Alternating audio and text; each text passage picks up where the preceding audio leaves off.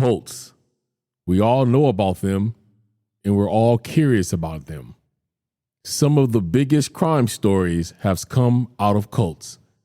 Cults like Waco, Jim Jones and the Guyana tragedy, just to name a couple. But what is it like to be born inside of a cult, get out, and find yourself back into one? How do you find the courage to get out once and for all? Join me as I talk with extraordinary person Amber Powers on this episode of True Crime, Authors, and Extraordinary People. Welcome to True Crime, Authors, and Extraordinary People, the podcast where we bring two passions together. The show that gives new meaning to the old adage, truth is stranger than fiction, and reminding you that there is an extraordinary person in all of us. Here is your host, David McClam. What's going on, everybody, and welcome to another episode of True Crime, Authors, and Extraordinary People. Of course, I'm your man, David McClam. Hey, if you guys haven't already, make sure you follow us on all of our social media. One link to a link tree will get you every link you need to have pertaining to the show. Let me tell you the fabulous person we have for you today. After escaping the grips of a cult, even losing 2 family members in the Jonestown massacre, she found herself adrift and isolated. After being groomed into marriage at a young age, she started to doubt her entire existence. With immense courage, she bravely chose to leave behind her childhood beliefs, her spouse, her church community, her lifelong companions, and even some family members. She is a shining example of resilience and strength. She dared to dismantle the falsehood she once embraced as truths and emerged a successful entrepreneur who is dedicated to helping others bravely embrace their voice and their purpose, regardless of their past. She is both the president of Powers Digital Marketing and the founder of Shop From Her, a startup intended to cause consumers and businesses to consciously choose to buy or hire from a woman-owned business. She has over 22 years of marketing experience and has successfully led her marketing firm, specializing in creating and nurturing ethical influencers since 2014. She is the author of the upcoming book Untethered, Tales of a Modern Day Alice, which is coming out February 2024. And our extraordinary person, please welcome Amber Powers. Amber, welcome to the show.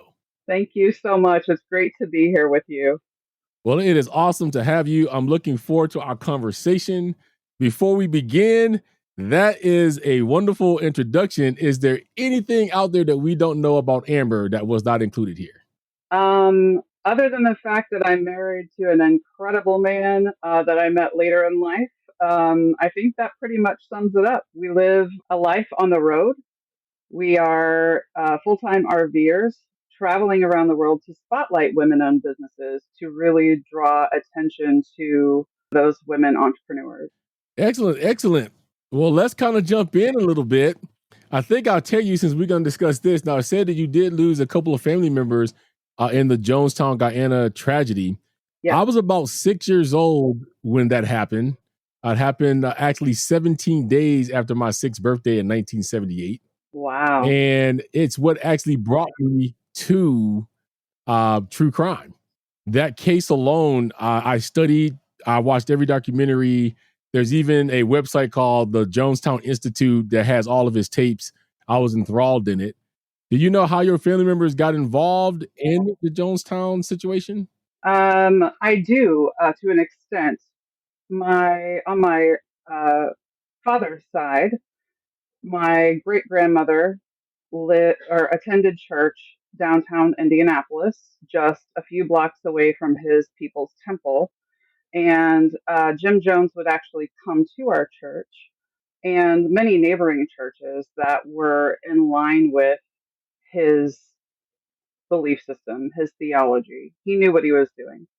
And so he would recruit members from those churches. And my family members happened to be at the churches where he was recruiting. I will say that my father's side, my great grandmother had, I think 6 or 7 daughters, and they all were attending, but she was pretty quick to pick up that something was not quite right with him. And before, the Guyana incident happened, she pulled everyone from the church. So she escaped. On my mother's side, they did not. There were two cousins, actually four cousins, who were in Guyana, a father, a son, and both of their wives. They told the wives to leave, and they did. Two men stayed behind, and they passed. Yeah, it's kind of hard not to with that one, because he was hell bent on taking everybody out. I mean, he had got to the point of where everybody was believing, his rhetoric. Yes. And as you know, when it got to the point to where people started questioning that after he moved everybody to Guyana, and, the governor went over and everything like that, Leo Ryan, now the jig's up. These people want to leave, must not be happy. So now we got to take everybody out. Now, I've spent a lot of time telling people that Jim Jones was actually on the up and up when he started. He came out as a Baptist minister.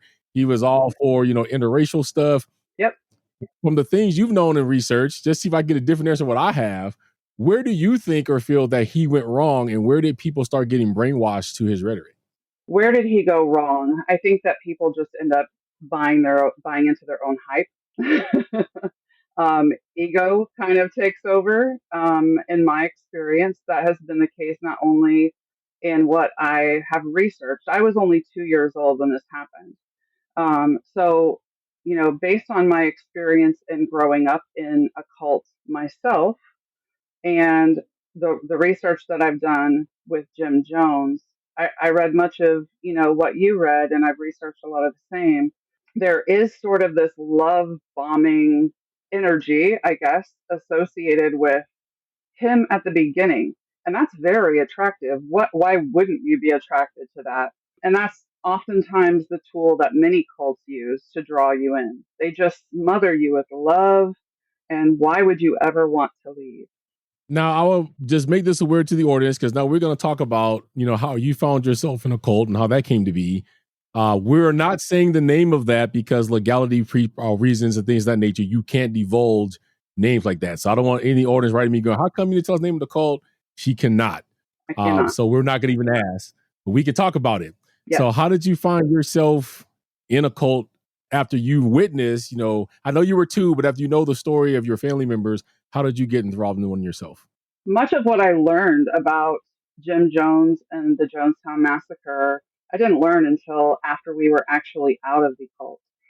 People started talking about cults more freely. So the word cult really never entered my vocabulary until I was a late teen. So I was really quite unaware of what I was involved in.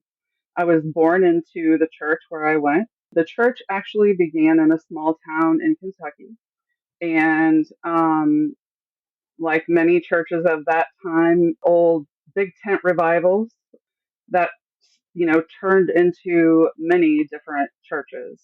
And that was the case for this church. This church in particular pulled doctrine from a lot of other churches and other cults, as it would turn out. I was born into it. I was baptized into it. I was dedicated as a child, as an infant, into the church, and I really didn't know anything else. So your parents were a part of this church? Yes. My grandparents attended that church, that big tent revival in Kentucky, and from there, they just became members, and they followed the church wherever it went. As they migrated, they got married. My grandfather and my grandmother on my mom's side got married. They moved to Indianapolis. My grandfather and my grandmother on my dad's side were actually from Bristol, Virginia, and they were seeking employment. Jobs in Virginia had kind of plummeted, and they heard that Indianapolis was booming. So they moved, my dad and themselves, to Indianapolis in search for work. And they quickly started going to this church where my other grandmother and grandfather went. So my mom and dad grew up together. My dad was 4 years her senior. They ended up pregnant when my mom was 17. That's when I was conceived. That's that's how I came to be a part of it. So, since you were baptized in it as you grew up in it, what about the cult or the leaders do you think got to your grandparents to make them want to join this cult and stay with it? A couple of things. First is what I mentioned earlier was there's just this enveloping love.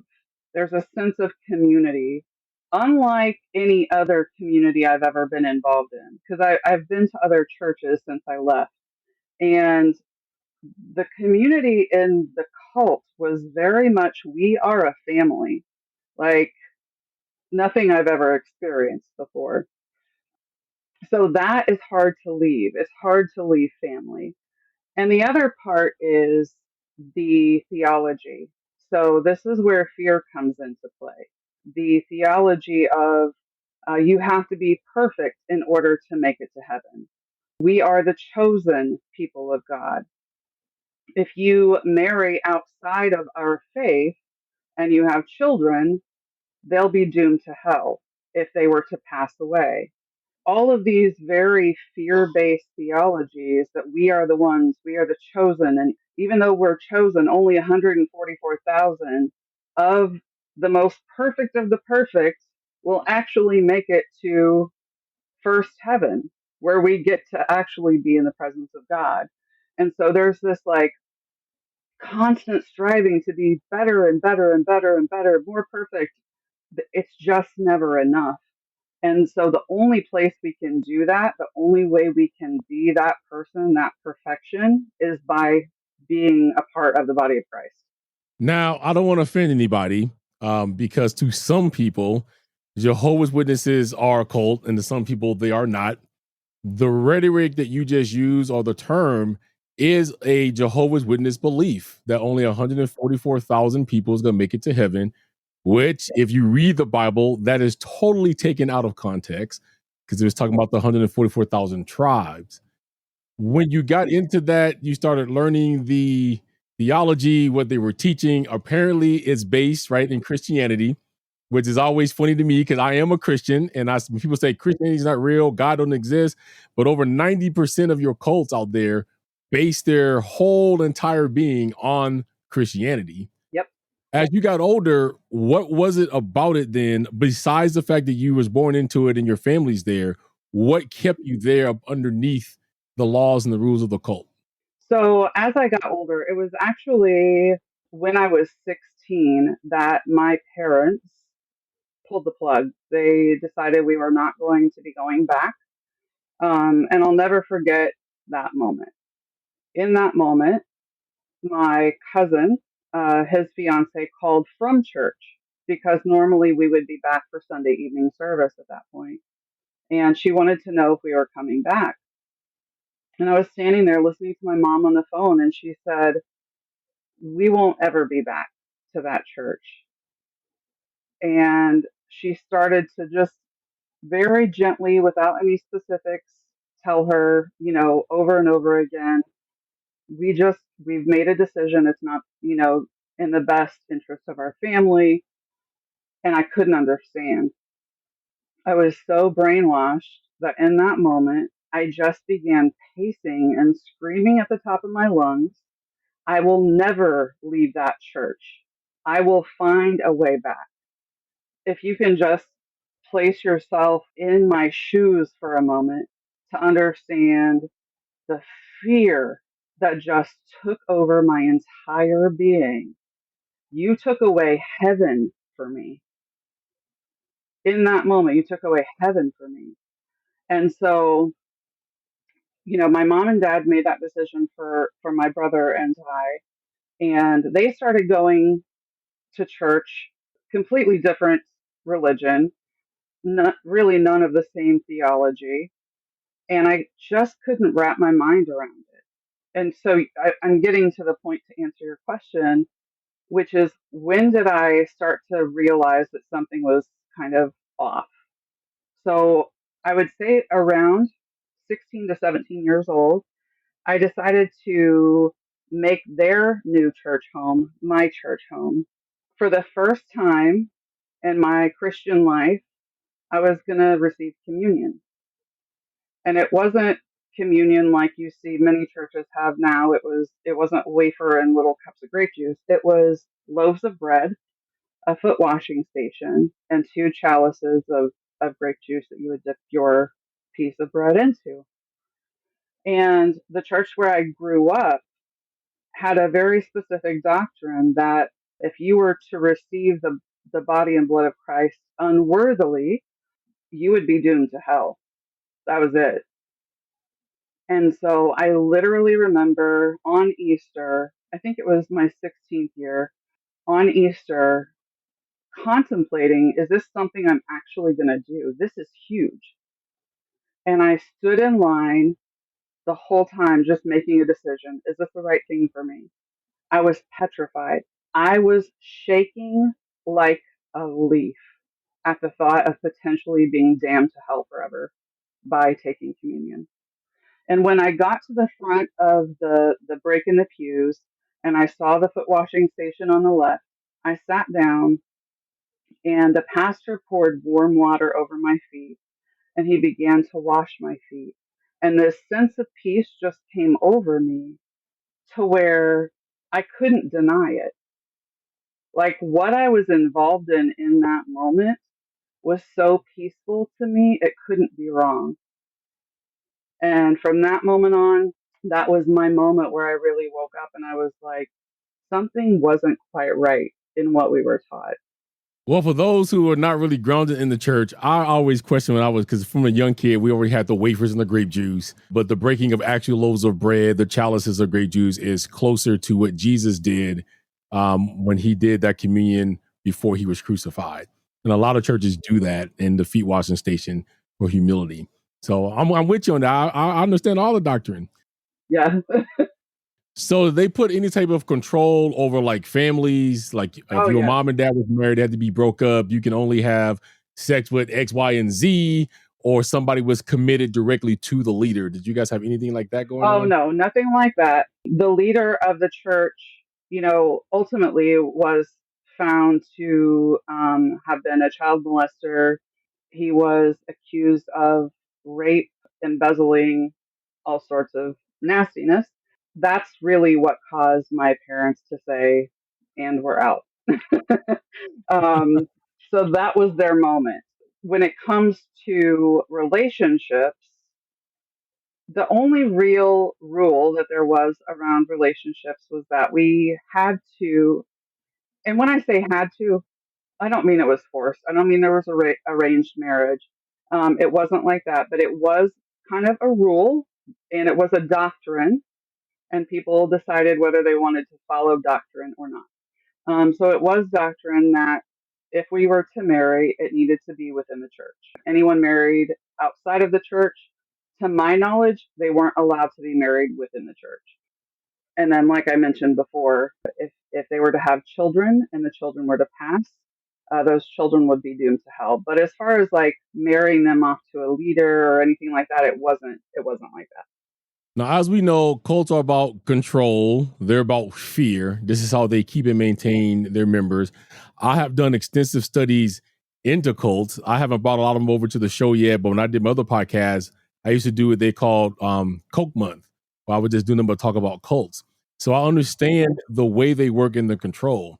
The one thing that irritates me, especially when I talk to somebody like yourself and I've talked to other survivors, is I always get the people that's like, oh my gosh, well, you know what? They could have got out of the cult. They could have left at any time.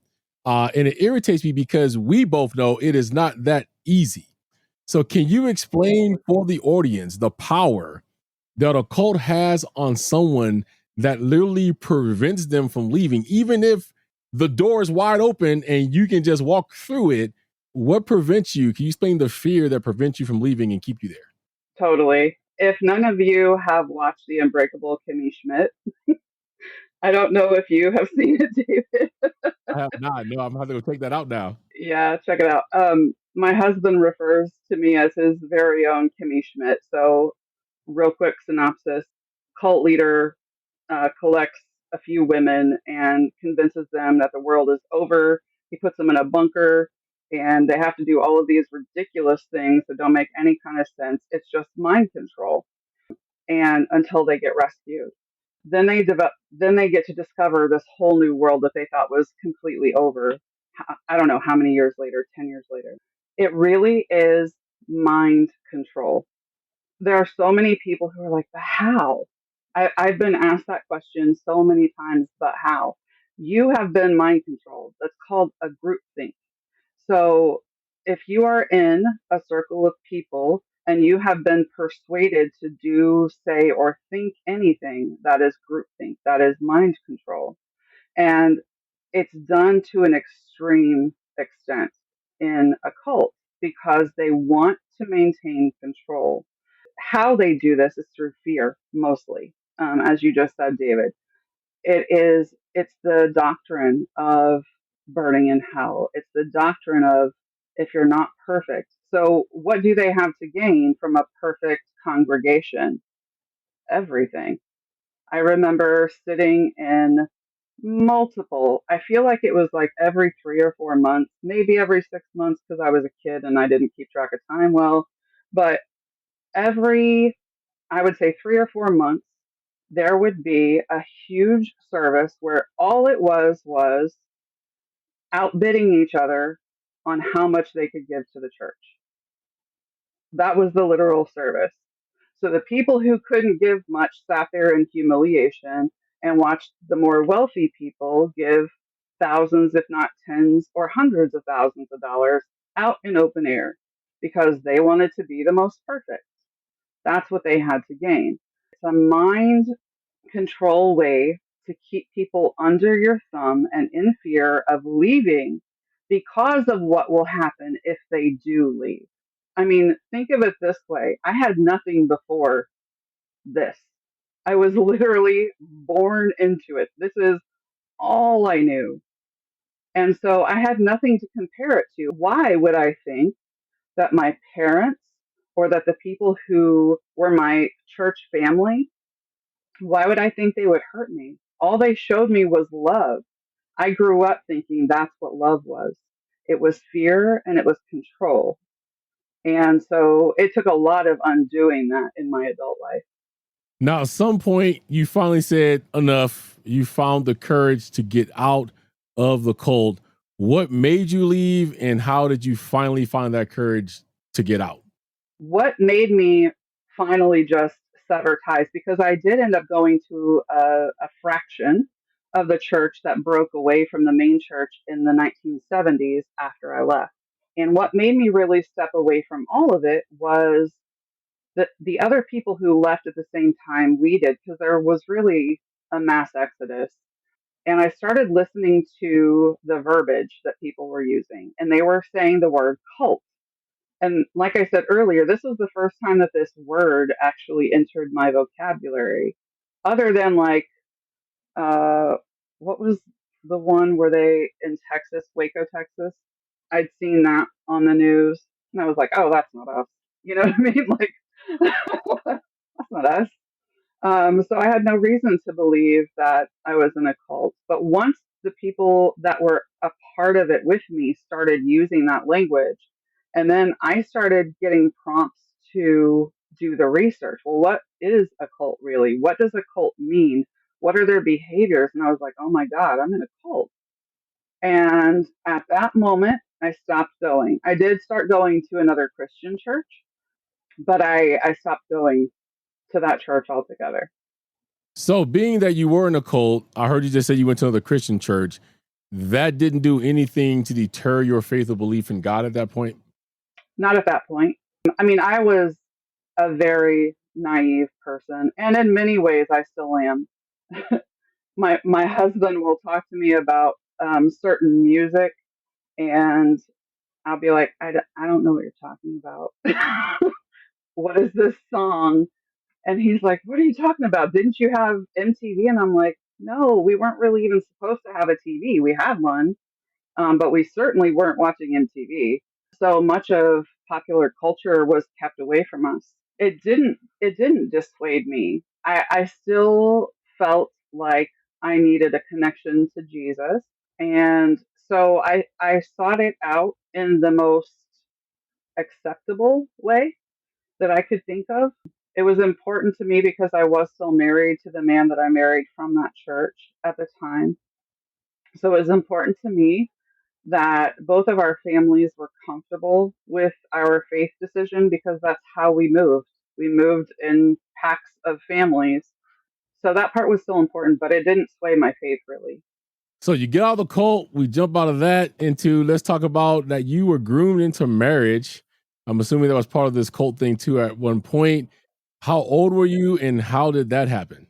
Yeah, so like I said, my parents were married very young. My mom was barely 18 when they got married, and I was born in December when she was 18 years old, and my dad was 4 years older than her. And so, because they had to get married within the church, why not? She was pregnant.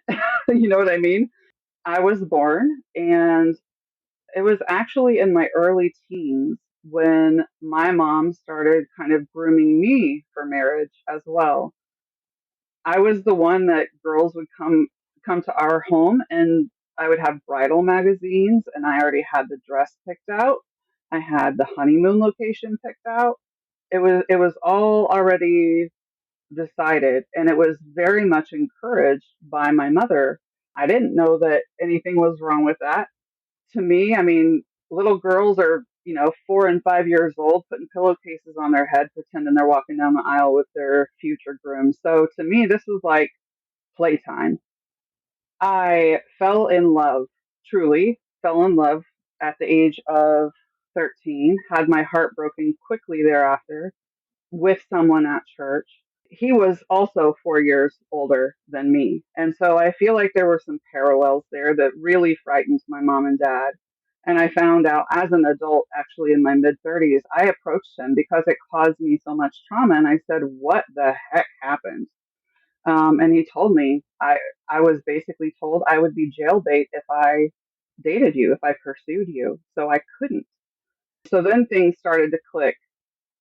And it was almost as if my mom was pushing me to find someone else, but more my age. So she wanted me to find that person. She needed to be more comfortable with his age. And so she took me to glamour shots. I don't know if you remember glamour shots, David. Oh, yeah, I remember glamour shots.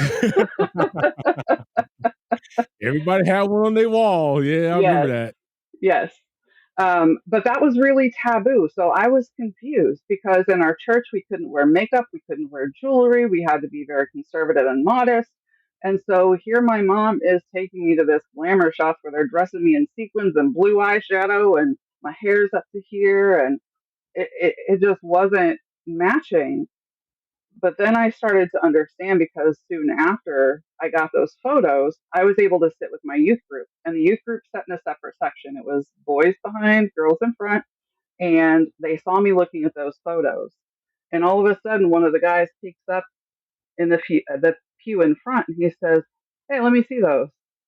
And my glamour shots get passed back and forth down the pew. The gentleman sitting next to the guy who asked for them actually ended up being the man that I married. And so it was very much pushed. When are you getting married? Has he talked about engagement? Um, do we have a date in mind? Has he given you any hints? Like it felt like it was just a constant barrage of marriage questions from my mom because that's what women did. I mean, in our church, we were literally told that in 1980 something, I forget what the date was, I think 84, Jesus was going to come back. So we were constantly afraid of what was next, what could happen, what could let's move, move, move, move, move. And so that was instilled in her, and therefore she instilled that in me. I always find it funny because I've talked to another survivor from a cult, and they said they always use the Jesus was coming back. And I said, Jesus has been coming back for the last like 40 years. One person said to me, he's like, well, then when I found out what a cult was and actually read the doctrine, it says no man really knows when he's coming back. So they use that as Exactly. a fear tactic. I'm like, Yep. exactly. We don't know. He's just going to show up one day and that's it. Right. So once you got married, how long did the marriage last and how did you end up getting out of it? So it lasted for right at 5 years. That was it. to be perfectly honest, I ended up in an emotional affair with another man. And this was not the first one. I was married to him because I was supposed to be. I was told I had to find someone. He wasn't a bad person. He was a hard worker. His family was held in high esteem at the church, but he just wasn't for me. And so I was intellectually not stimulated. I would say emotionally, I wasn't cared for in the way that I needed to be cared for. And I sought it out in other ways. And so I ended up having, actually, in the course of our relationship, three emotional affairs. The first one before we got married, and he gave me an ultimatum: it's him or me. And then the other two were during our marriage. And the last one was just kind of it. Like, this is the third one. Something is not, it's not matching up here. And obviously, what I need, you can't provide. And I ended up leaving. So apparently that didn't deter you from marriage, because now you said that you were married to a wonderful Yes, man. yes. Were you sour on marriage for a while, or when you met your current husband, did you know this would be it and you felt like you could do that again? I was disillusioned. I didn't know what marriage was really supposed to be like in the real world. I knew what marriage was portrayed to be in the cult where I was raised, and I didn't do that right. I broke that. I broke it a lot. And so when I got out of marriage, I was very, my self worth was shot. I didn't even know who I was. Like, to me, the person I was the person I was raised to be. I was forced to fit into this mold that was, pre made for me. But who was I? And so I went through a number of relationships. The first one was with a man in the Bahamas. I was with him for about a year and a half, long distance. And the last thing he said to me that I remember was just that he took particular note of how much I didn't love myself. And while that hurt at the moment, it was a real wake up call for me to discover who I was. And so the first part after, and when I say first part, I'm talking probably 4, 5, 6, 7 years after my divorce, it was a self discovery through who men wanted me to be, who potential partners wanted me to be. And I kept being turned down. And so there was this I'm not good enough feeling. And I remember finding this video on YouTube. It was probably around 2010 ish. And it was just about taking time with yourself, no one else, taking yourself out to the movies, taking yourself to the diner without a cell phone, and just like what thoughts come to your mind. And I was like, you know what? I've tried everything else. Why not? And so I did. I started taking myself on dates for the year and a half before I met my husband. I had just kind of, not in a bitter way, but I had found who I was, and I started to be okay with just being her and actually liking her a whole lot. At that, like after a year and a half of that, I kind of started craving the companionship again. I converted to Catholicism soon after that. And that was a huge hiccup in my family. You would have thought that I murdered 17 people.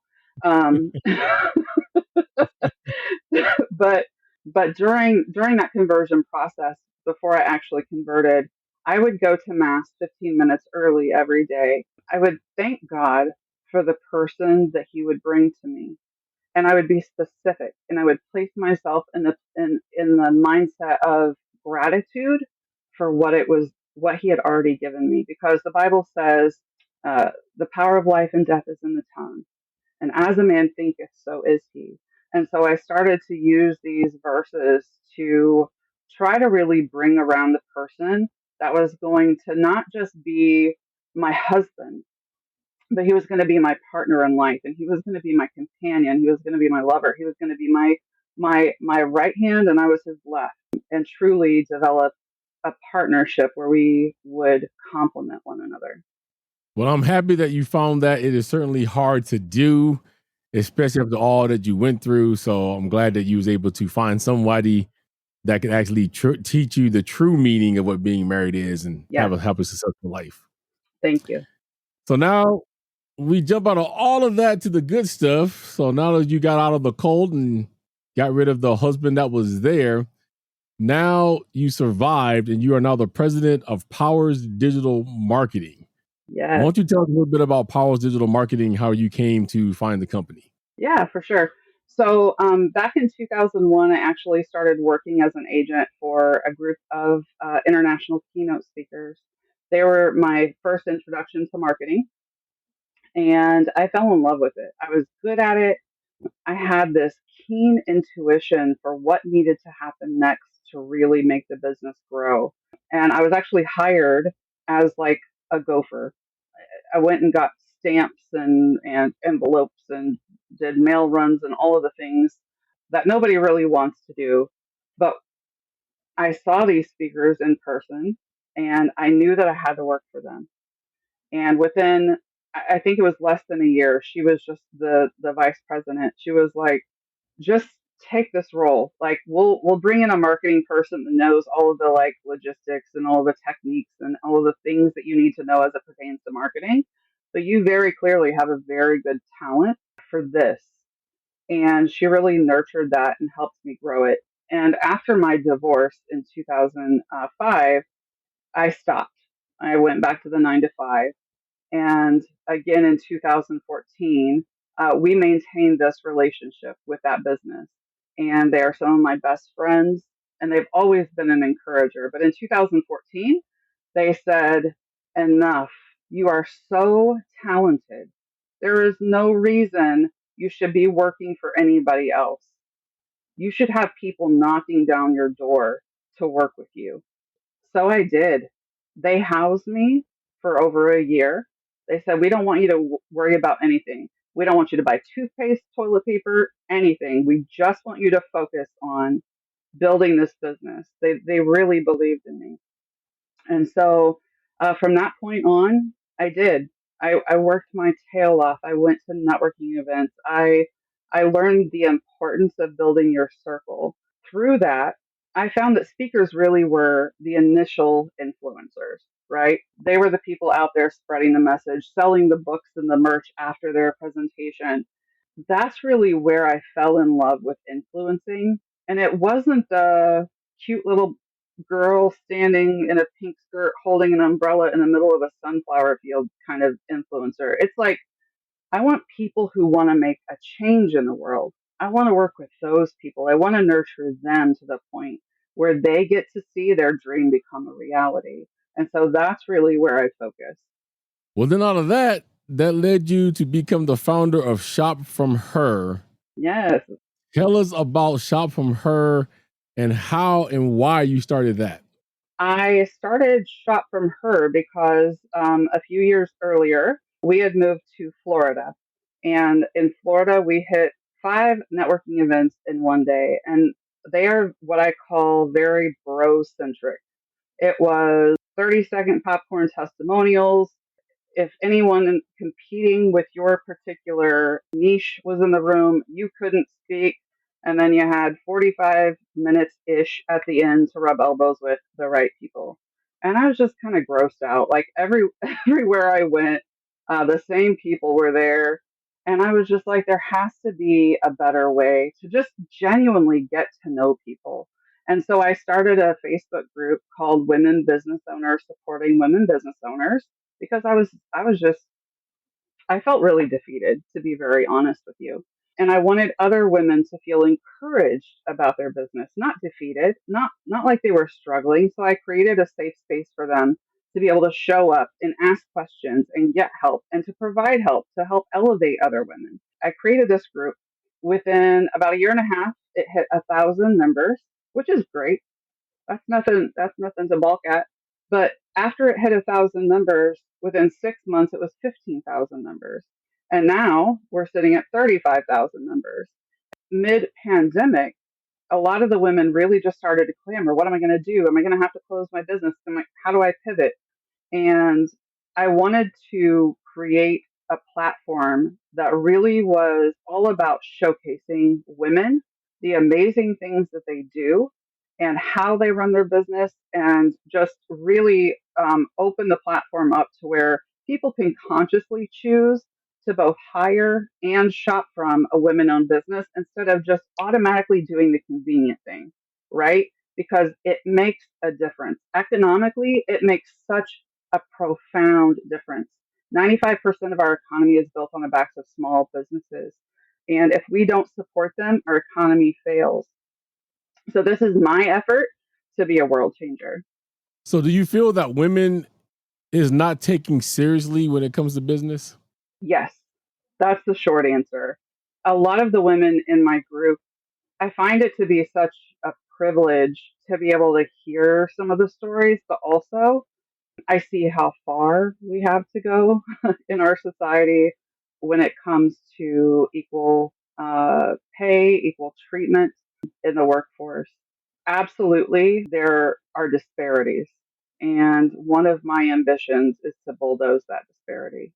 My wife runs a small business of her own. She does crafts and she also makes food, so like caramel and things of that nature. And she's felt that, right? Because, a lot of people would rather, if she's selling the same thing next to a guy, they would want to nickel and dime her, but didn't have any problems paying the guy whatever he's asking for. Right. So I definitely do see it. So with this platform, I think it's a good one because women has a place to go. I love to support female businesses, so I know some other I can go to find some. I think that there are women that does extraordinary things, and you have unfortunately a large demographic of females that are single moms these days now. And a lot of single moms starts businesses out of necessity from home to take care of them and their children. So Right. when I read about you, and I was like, I've never seen a platform like this before. This is awesome. So I'm glad that it is where it is. I do think that you are a game changer. I think that this alone is going to change games and help to elevate women. That is my hope. So with, if I was to ask you now with Shop From Her, where do you want it to be, say 5 years from now? I want it to be in the form of an app to where it makes it easy for people to pull it up when you're shopping for if you want to solely support Black women-owned businesses, you can plug that in. If you want to search for Indigenous women-owned businesses, you can plug that in. If you want to search for handmade products, you can plug that in, and it just makes it so easy. If you're looking for a virtual assistant, it's a global platform too, which is amazing. Right now, we're focusing our tour on the United States, but it is a global platform. So if you're in India and you want to support a local Indian woman who offers coding services or virtual assistant services, or she makes handmade things, you have the ability to do those searches and impact your local economy, which obviously goes to support your national economy. So for all the women out there listening that may be thinking about doing their own business, tell them why your platform from Shop From Her is absolutely the best for them to join. So Shop From Her, there are so many platforms out there that exist, and they exist in directory form. And this became very popular during the pandemic. And unfortunately, those platforms sit. They're not active. And the active part is what's important. I have a marketing background. I have a digital marketing background. So I understand not all of the intricacies of the back end, but I do understand that when you're active blogging, when you're active on YouTube and you add those videos to your blog, it helps boost your SEO. My whole purpose in this is to get you found. It's not to add you to a directory and let it sit there. It's to ensure that you get found so that you get business, so that you can feed your kids, so that you can take those courses and take care of yourself. Because my gosh, that's the one thing that women struggle with is taking care of themselves. Buy yourself some bath salts, take yourself an exercise class, whatever it is you need to do. It's my whole purpose of this is to get people to you so that you can get money and take care of yourself and your family. So if we wanted to shop from some of the women on your platform, how would we go about doing that? So the platform is being built currently. Right now, the best way to get involved is to join the Women Business Owners Supporting Women Business Owners Facebook group. It's purposely named so that people can find it easily. That's why it's grown to 35,000 people so quickly. So get in there, become active, ask questions, help other women. That's how we grow and that's how we elevate, is when we lift one another up. And that it was supporting women. Women business owners supporting women business owners. Oh, that's catchy. Just crazy enough to work, right? Well, I believe that you are onto something great. If there's anything else, anything I can ever help you with, feel free to reach out. I'm all for that. I have 3 daughters. I've always told my daughters they could do anything that they put their mind to. Yes, I know that you guys live in a male world, but now you see a lot of these women coming out, taking their piece of the pie, standing up for what they need to, and not laying down. And I think that shot from her is going to be a big catalyst in that. So I look forward to see where that's going. Thank you. So real quick, before we get out of here, we know that you have a book that is coming out. Yeah. I said at the beginning, it's called Untethered, Tales of a Modern Day Alice. It is coming February 2024. Can you tell us a little bit about the book so to whet our appetites, we go out and pick it up when it comes out? Yes, totally. So a lot of the book is centered around the church that I was raised in, how it impacted my life. And the most important part, I understand that the cult part is really interesting because a lot of people don't know what it's like to be raised in that type of environment. But the most important part is what happened on the other side of that. It's the untangling, it's the untethering of that cord. It's the finding of your voice and not being afraid to use it, no matter what. That's the key, no matter what. You have these voices in your head saying, but what if so and so walks away? What if I don't have a relationship with this person or that person? If they're walking away from you because you're speaking your truth, that's okay. And so that's what I want women to walk away with. Use your voice. Do not let fear consume you to the point where you just give up. That sounds interesting. I'm looking very much forward to reading that.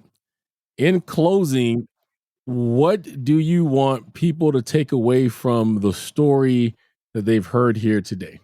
I think a couple of things I would have them take away. Number one, show grace in dealing with others because you really don't know where they're at.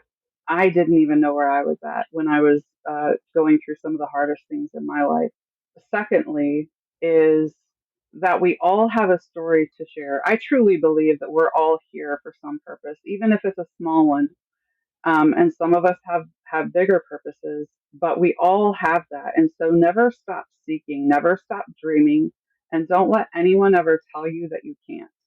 Well, Amber, I thank you for coming on the show today. It has been an enlightening conversation. I enjoyed our talk.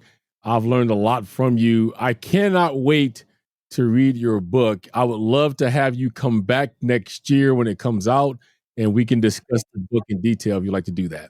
Yes, absolutely. Thank you so much, David. Thank you for coming on. I totally appreciate it. Likewise.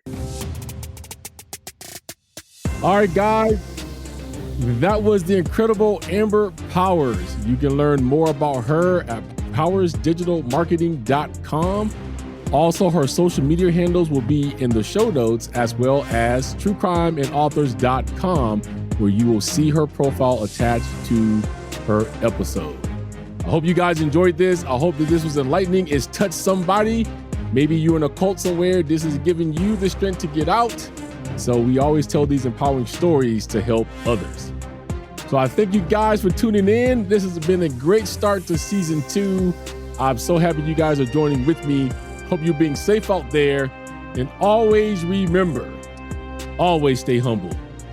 An act of kindness can make someone's day. A little love and compassion can go a long way. And remember that there is an extraordinary person in all of us. I'll catch you guys on the next one. Don't forget to rate, comment, and subscribe. Join us on social media. One link to the link tree has it all. Feel free to drop us a line at truecrimeandauthors@gmail.com. Cover art and logo designed by Arslan. Sound mixing and editing by David McClam. Intro script by Sophie Wild and David McClam. Theme music, Legendary, by New Alchemist.